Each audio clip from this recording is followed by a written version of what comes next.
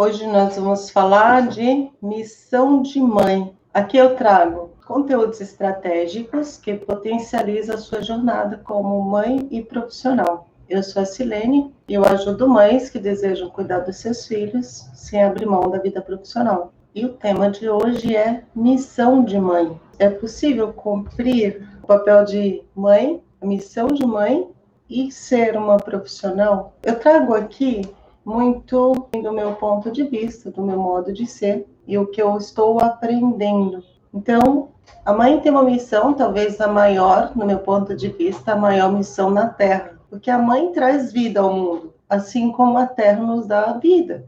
Não é à toa, porque isso não foi classificado por mim. Se você for buscar na história, você vai encontrar na história que a mulher, lá no início, ela era considerada uma deusa porque ela dava a vida. Assim como a terra foi classificada no sentido feminino por também gerar vida. Não que o homem daquela época tivesse a noção de quão importante seria a terra, até hoje, né, que o pessoal destrói a terra, mas que ela gerava vida, que inclusive foi a mulher, né, que percebeu que ao comer frutos e soltar aquelas sementes ali, a terra devolveria a vida numa árvore que daria frutos. Então a mulher foi considerada uma deusa por também dar vida. E hoje, por que eu trouxe esse tema? Porque hoje, cada vez mais, as pessoas estão procurando sua missão, seu propósito de vida. Teoricamente,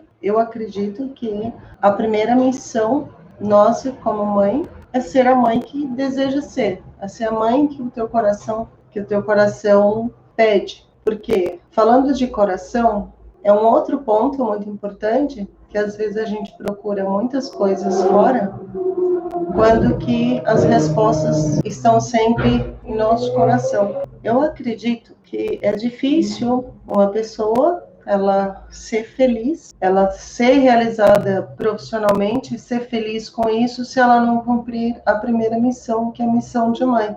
Então, eu acredito que para você ser uma boa profissional que você quer ser, você tem que primeiro ser a mãe que você deseja ser, que seria, na minha opinião, você ser a mãe que você deseja ser, cumprir o seu papel de mãe, a sua missão de mãe, que você não precisa procurar. Quando você é mãe, você não precisa procurar a missão especificamente para o papel de mãe. Nós já vimos, a gente desenvolve inúmeros papéis, mas o papel de mãe, ele é sagrado, não tem, é diferente. Se bem que nossa missão, em outros fatores, também é sagrado. Nem todas as pessoas têm a condição de desenvolver por não procurar e não encontrar.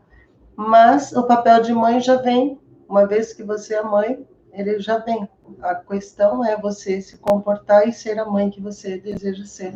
Então, eu entendo que para você conseguir satisfação, porque o que nós queremos no final de tudo? Todos nós queremos felicidade, estar bem conosco, poder dormir e entender que o papel da gente está sendo cumprido, que a gente está fazendo o que veio fazer. Então, como que você pode ser uma pessoa feliz, estar consciente, estar satisfeita com o seu papel como profissional se você não é uma boa mãe? Uma boa mãe de acordo com as tuas crenças, de acordo com o que você sente. Porque não sou eu que classifico, e nem o vizinho, nem um parente, o que é ser uma boa mãe. O teu coração te diz.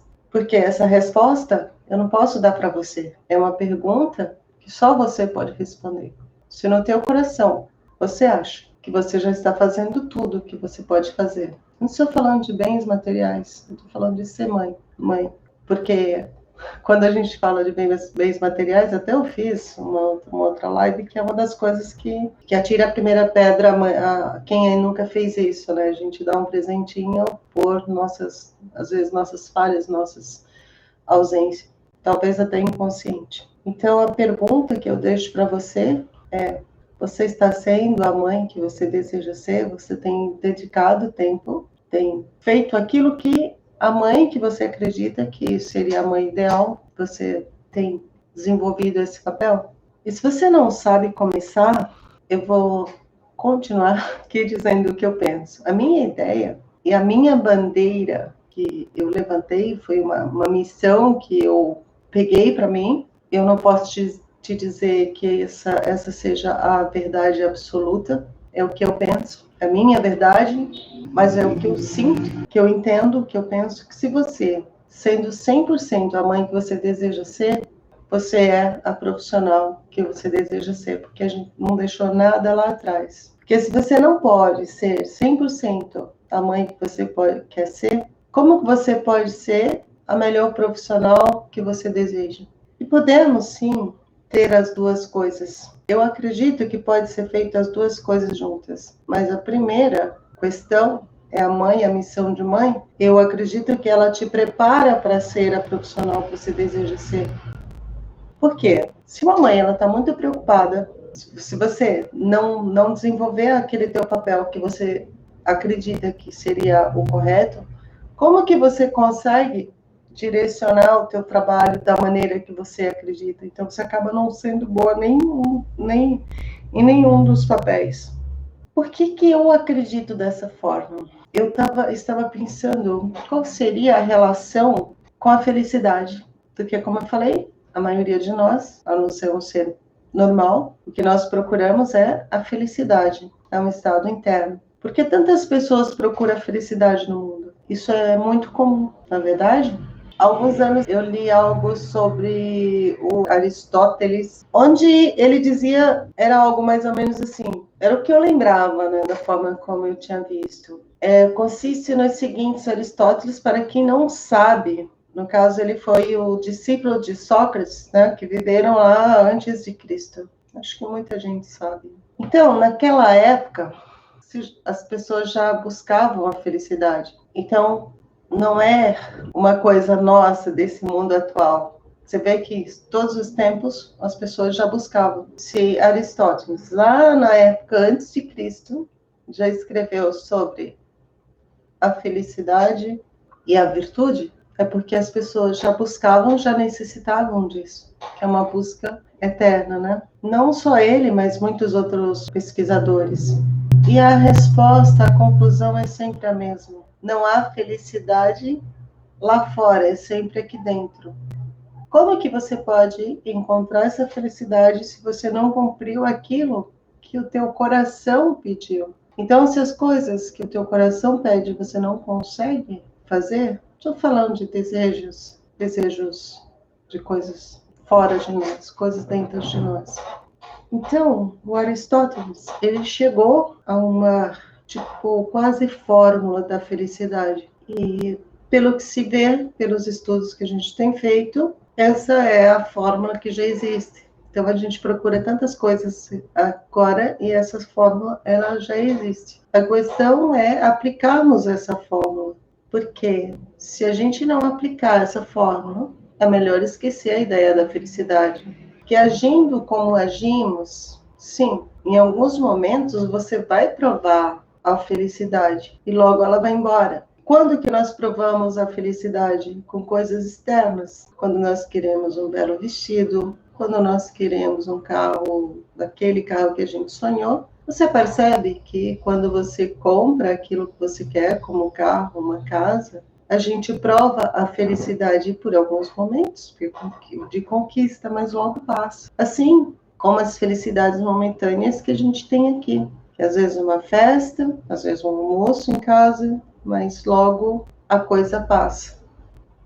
Porque se você não fizer a fórmula correta, é melhor esquecer a ideia da felicidade. Porque a gente está sempre a mercê do ciclo das emoções. Há alguns anos, eu vou falar da fórmula da felicidade, fica tranquila. Há alguns anos, acho que deve ter mais, alguns anos, tem mais de 20 anos, que eu lembro que um amigo me perguntou: Silene, você é feliz? E a minha resposta foi surpreendente, inclusive para mim, porque eu falei sim e não. Tenho momentos felizes. E desde então, eu venho trabalhando, estudando sobre isso. E depois eu lembrei que eu já vivi uma felicidade intensa uma época. Essa felicidade, ela estava muito relacionada com a harmonia e vivendo em comunhão. E naquela época, essa felicidade, ela estava muito condicionada à vivência com a minha mãe.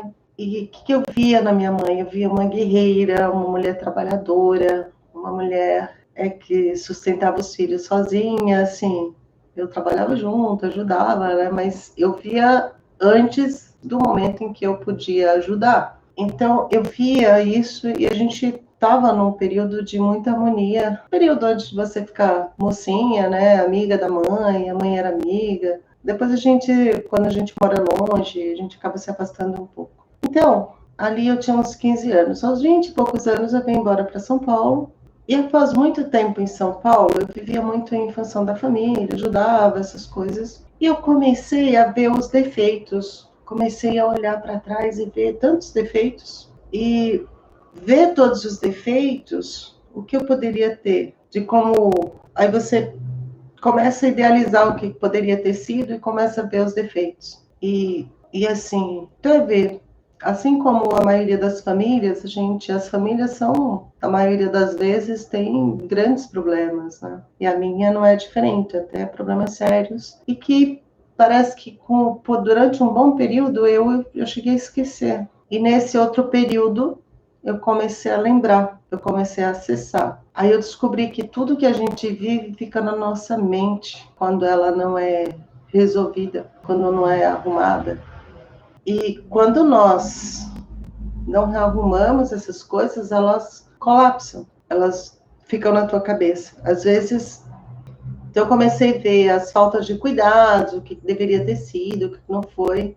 Aí venham, às vezes a gente vê situações em que você, como criança, você sentiu o abandono. E a gente sente quando a gente acaba vivenciando situações semelhantes, e só depois de muito tempo que eu fui entender como funciona esses acessos que a gente tem que precisam ser resolvidos. Mas voltando aqui à fórmula de Aristóteles, ele fala o seguinte: somente os virtuosos são felizes e somente os bons podem ser virtuosos. Essa é a fórmula. Somente os virtuosos são felizes. Então você tem que ser virtuoso. E somente as pessoas boas podem ser virtuosas. Fica distante da nossa realidade, não é verdade? Então, agora uma parte que eu peguei escrita, que é mais ou menos como é colocado, que ele trouxe de Platão, é o seguinte: o homem deve bastar-se a si mesmo. Isso é, não depender dos outros para nada, ou para o mínimo possível. As pessoas em sua autossuficiência precisam não ter necessidade de nada de que venha de outras pessoas, além da autossuficiência. Aristóteles radicaliza também o conceito do autodomínio proposto por Sócrates. Uma coisa que não havia ficado claro para mim, a autossuficiência podemos confundir com arrogância, não depender de ninguém. Por quê? A gente sabe que todo ser humano um depende do outro. Então, as coisas, esses sábios, eles falavam coisas onde são ensinamentos milenares ótimos, mas a compreensão nossa do ser humano é que acaba sendo a tradução que a gente faz, às vezes, pela nossa forma de pensar, pelos nossos filtros, a nossa história, é que começa as pessoas distorcerem e acabam não vivendo o que tem que viver por não entender o que foi dito. E que, então, perceba, não depender dos outros. Mas o que ele estava falando? Eu cheguei à conclusão, após ligar os pontos, não só com o estudo sobre ele, mas com outros pensadores, com pesquisadores, físicos, a nossa própria sobrevivência e a minha própria história. A autossuficiência ela quer dizer o que? A parte emocional, você não depender das pessoas emocionalmente para que você seja feliz, para que você tenha autocontrole sobre si mesmo. Não precisar dos outros seria algo relacionado ao emocional, porque nós somos pura emoção. Ser bom e virtuoso seria fazer tudo pelos outros sem esperar nada em troca. O que significa isso? Nós somos seres egoístas. Como eu falei, por muitos anos eu ajudei a minha mãe a pôr comida em casa, ajudava no que eu podia. E isso não me permitia viver o que eu gostaria de viver. E o que nós vemos depois? Aconteceu um episódio comigo, onde eu emocionalmente não estava bem, e eu achava que eu já tinha feito tudo pela família, e que no momento em que eu precisasse, as pessoas poderiam me ajudar, não estou falando financeiro, mas o meu emocional. E naquele momento eu não me sentia acolhida. Não que eles não fizeram, eles fizeram o que eles podiam, da forma que eles achavam correta. Mas o que nós esperamos em relação aos outros é onde traz as nossas decepções, é o que nos faz mal. Quer dizer, não depender dos outros é nesse emocional. Por quê? Quando nós fazemos, quem garante, por exemplo, que o que eu fazia não era pensando, ou em algum, sei lá, em algum momento pensar, eu não tenho apoio disso ou daquilo, mas na hora que eu precisar, eu vou ter isso. E depois tem aquele perigo, né? Que quando a gente pensa no pior, o pior vai acontecer. E o resultado nunca vai ser aquilo que a gente quer. Então, não depender dos outros. Alguns de nós esperam nesse lado emocional que sejamos, principalmente nós mulheres, a gente tem as nossas fragilidades. Muitas são mulheres fortes, trabalhadoras, que cuidam dos seus filhos e que muitas vezes assumem grandes responsabilidades sozinhas, mas chega uma hora que você balança, que você fica frágil, e aí você vai às vezes, espera ajuda de pessoas que você não vai te ajudar da forma que você queria. Ou às vezes a gente também não diz para as pessoas, que é outro problema de linguagem nossa, a gente só imagina que, eu estou precisando, as pessoas vão perceber e vão me ajudar dessa forma. Às vezes a gente também peca, né? A gente deixa de falar, de não pedir ajuda da forma que a gente quer ser ajudado e espera que o outro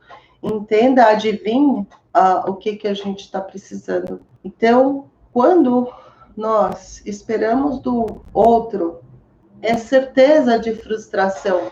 E é isso que ele quis dizer com você ser autossuficiente no sentido emocional, porque se eu espero do outro e ele não faz o que eu quero, o que eu acho que eu preciso que ele deveria fazer por mim, eu fico frustrada. E se eu fico frustrada, eu entro num sistema emocional que faz mal para mim. Às vezes o outro nem percebeu que não está sendo aquilo que você gostaria que fosse.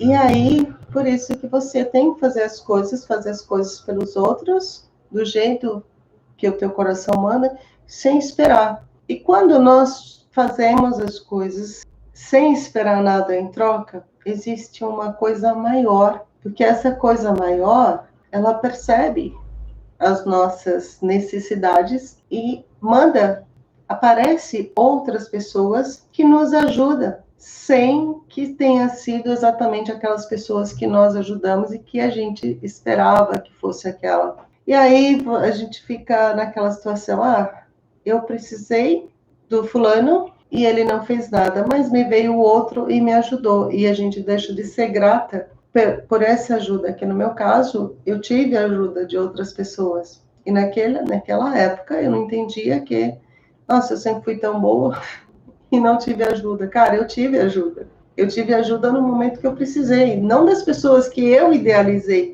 que fariam, mas o plano maior, que é Deus, o Deus que eu acredito. Eu não sei como você entende Deus, mas nós todos, eu acredito que é unânime a gente entender que existe uma força maior. Então, naquele momento em que eu precisei, eu tinha pessoas para me ajudar. Então, a gente tem que ser gratos nesse momento. E quando a gente tiver que ajudar outras pessoas, sejam elas da família ou não da família, se é um sentimento teu, seja ajudar com uma palavra ou com recurso, seja o que for, é fazer literalmente sem esperar que aquela pessoa exatamente venha te ajudar. Isso é um caminho que está na fórmula do Aristóteles, né?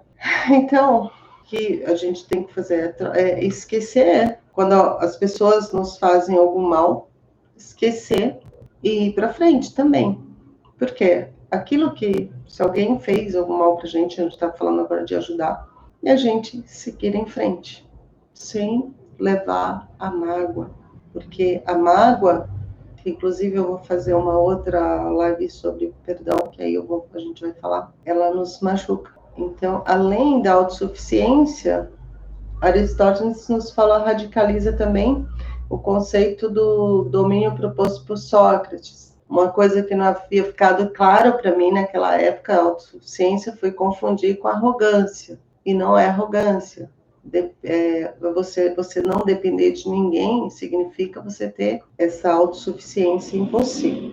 Então aí entra naquela velha máxima que Sócrates falava, que estava escrito lá no oráculo de Delfos, né? Conhece a ti mesmo.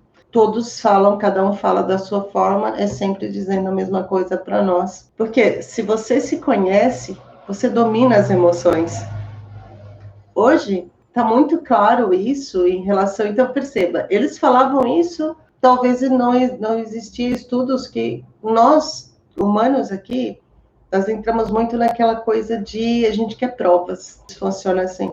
E hoje nós já temos. Hoje nós já temos quando você faz um exame de sangue, por exemplo, você detecta determinadas alterações ou não, isso todo mundo sabe.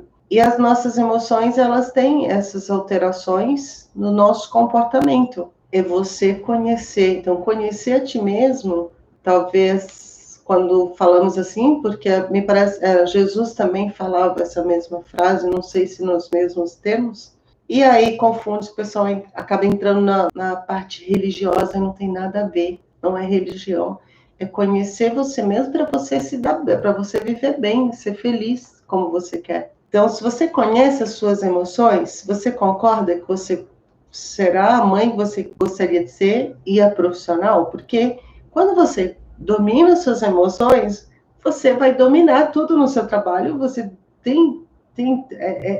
você está emocionalmente capaz de aprender na hora que você precisa aprender, de executar na hora que você vai executar, de pensar o que você vai fazer o próximo passo sem problemas, porque você tem o controle das suas emoções. De um outro lado, você em casa com seus filhos, quantas vezes a gente se descontrola? E quando a gente tem o controle das emoções, você perceber que você está emocionalmente você não está legal, ou de repente não que você conhecer, você começar a se observar, isso te ajuda.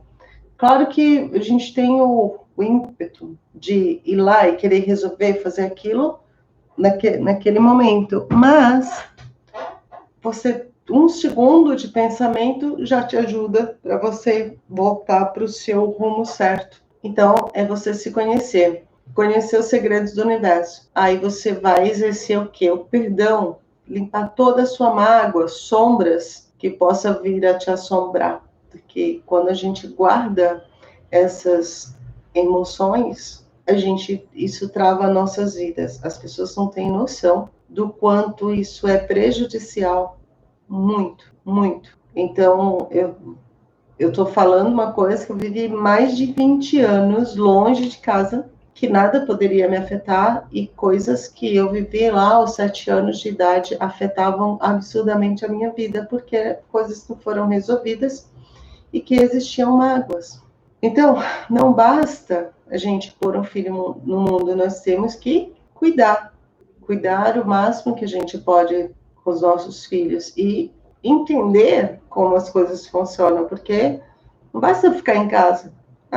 Eu não trabalho, fico em casa, então eu paro de trabalhar para cuidar dos meus filhos, mas eu não tenho controle nenhum emocional, eu não tenho conhecimento nenhum, e isso o quê? Você vai passar todas as suas dores e vai criar os filhos com as mesmas dores, às vezes até pior, que são as suas mais as deles, e aí complica tudo, as coisas mais ainda. Então, aí você fala assim, mas eu conheço mães muito boas e que os filhos são ingratos ou ruins. Cara, a gente não vive a vida das pessoas, a gente não sabe o que as pessoas passaram, a gente às vezes olha para uma família, vê uma família perfeita, nós não sabemos o que se passou ali. O que eu sei, o que eu percebo, é que eu não conheço nenhum bebê ruim. Os bebês nascem, que são todos lindos, maravilhosos. E aí, depois de 20 anos, nós temos aí um número muito grande de pessoas com sérios, né, pessoas de tudo quanto é tipo. Onde que foi feito essa transformação? E se você fez de tudo que você podia, e ainda assim você tiver, mas você está limpa de coração, que sabe que fez realmente, você não deixou o seu filho largado por aí com qualquer pessoa, ou não deu a atenção que deveria, não orientou do jeito que deveria, não deixou ele ser programado por algumas entidades que acabam prejudicando ele para a vida. Se você não fez nada disso, tem certeza. Porque a gente tem um controle, mas nem um controle absoluto, porque, por exemplo, hoje nós temos a internet, cara. Eu falo assim, eu vigio meu filho, eu oriento, mas tem muita coisa que eu não concordo e tá na internet, nem tudo eu consigo. Eu estou fazendo o meu melhor, até onde eu posso, também não posso obrigar um monte de coisa. Eu acredito que eu, particularmente, quando eu comecei a observar isso, eu já estava com 9 anos. Então, e a nossa programação mais forte é até os 7 anos. Claro que até os 13 anos a gente tem um domínio maior. Mas também precisa ter o conhecimento, porque se eu tivesse tido conhecimento antes, eu teria sido uma mãe melhor. Eu estou tentando recuperar coisas que eu deveria ter feito lá há 1 ano, 2 anos, 3 anos, ter mais cuidados. Tudo bem que eu tinha uma ideia de programação, falava algumas palavras quando ele era pequenininho, bebê, mas a verdade é que eu não conheço nenhum bebê bandido, nenhum bebê bêbado, nenhum bebê drogado, nenhum bebê que briga com os pais, nenhum bebê que briga com as mães. Eles são um computador praticamente zerado. Então, o que serão deles, de uma certa forma, somos nós mães que precisamos cuidar. Eu falo dessa forma para as mães que pensam como eu. Por favor, seja mãe que não quer pensar, que não quer pensar nessa situação. Não quero, em nenhuma hipótese, programar, desfazer o seu modo de pensar. Você tem todo o direito de não ver minhas lives, não ver meu conteúdo, porque eu vejo dessa forma. Como eu já falei, não é uma verdade absoluta, mas eu quero sim ajudar as mães que têm um coração que sente essa necessidade. Mas voltando aqui, existem filhos ruins? Pode ser que sim. Que podem te machucar? Pode ser. As pessoas também machucam a terra. E a terra nos dá o pão de cada dia, todos os dias. Então, a questão é a gente trabalhar isso. Perdoar sempre com sentimentos. Não importa o que aconteça na tua vida, você precisa perdoar. E o que isso tem a ver com você criar o seu filho e ser um bom profissional? Perceba, todas as coisas que nós vivemos, que nos faz mal. Sabe situações que você não gosta de lembrar, porque só lembrar você se sente mal? Essa situação precisa ser perdoada. Ninguém pode fazer por você, só você. Amanhã, a próxima live eu vou fazer só... Já fiz uma live sobre o perdão, mas ela dá 200, porque a gente vai trabalhar essa parte do perdão. Que o perdão você tem que fazer com sentimento. Mas eu posso falar alguma coisa aqui. Quando você lembrar dessa situação lá do passado, você dizer alguma coisa, ou trocar aquela situação por uma que você gostaria que tivesse acontecido, ou você abençoar aquela pessoa, deixar ir, porque enquanto você estiver com essa mágoa, com essa dor, você está ligadinha a essa pessoa que você, ou situação que você não gostaria de viver. Por isso você tem que ir praticando. Não vai ser de um dia para a noite, você não vai conseguir perdoar na mesma hora.